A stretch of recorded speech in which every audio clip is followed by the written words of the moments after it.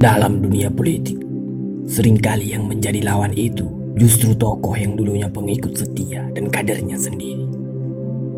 Dulunya sih masih jadi anak buah, tapi lama-lama dia membesar dan membesar, sampai akhirnya menjadi jauh lebih besar dari seniornya.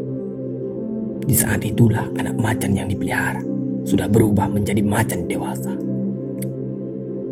Sebagai hewan buas dan raja rimba, nalurinya sebagai pemakan daging dan pemburu tidak bisa dipungkiri. Banyak kasus hewan buas menerkam pelatihnya yang setiap hari memberi makan. Sampai di situ kita bisa tahu betapa liar, buas dan kejamnya dunia politik.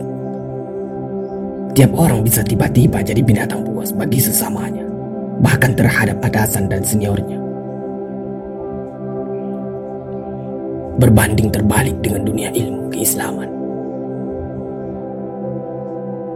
Target utama para ulama ketika menggelar majelis ilmu justru biar bisa melahirkan tokoh ulama besar juga.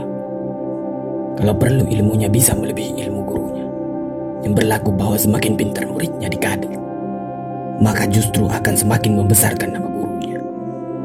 Imam Abu Hanifah tidak akan banyak dikenal orang seandainya tidak ada dua murid setianya yang mengabadikan ilmunya lewat karya-karya. Mereka adalah Abu Yusuf dan Muhammad bin Hasan Asy-Syaibani.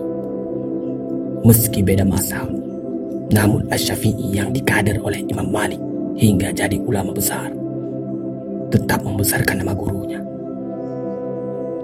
Keberadaan mazhab Syafi'i baru muncul setelah Imam Malik wafat, sehingga tidak terjadi bentrok.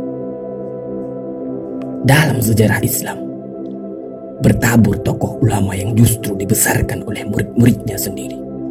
Sebaliknya, ketika ulama besar tidak punya murid dan kader, justru kebesarannya pun melorot bahkan hingga nyaris tidak dikenal orang. Di zaman Imam Malik jadi ulama di Madinah, ada ulama lain yang jauh lebih tinggi ilmunya di Mesir, yaitu Al-Laits bin Sa'ad. Beliau ini sahabat dekat Imam Malik. Tapi sayangnya, Al-Laits tidak punya murid dan kader spesial yang bisa meneruskan keilmuannya. Walhasil, ketika beliau wafat, ilmunya terkubur begitu saja. Tidak ada murid yang membesarkan mazhab gurunya. Sementara keempat pendiri mazhab itu, Abu Hanifah, Malik, Syafi'i dan Ahmad bin Hanbal, mereka semua punya murid yang jadi ulama besar.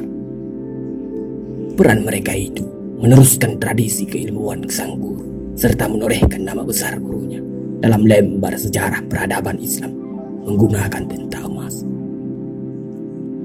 Satu catatan penting tentang perbedaan dunia politik dan dunia keilmuan.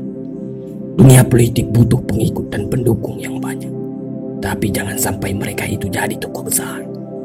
Para pengikut itu harus tetap kecil saja, tidak boleh membesar ketokohannya. Cukuplah mereka jadi massa dan aset saja yang gampang disuruh-suruh. Pokoknya kudu tahan dan tahan.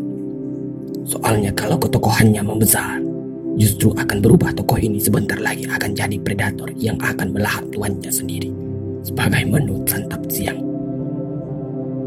Itulah kenapa kita nonton begitu banyak tragedi pecahnya partai, lalu pecahnya pada bikin partai baru.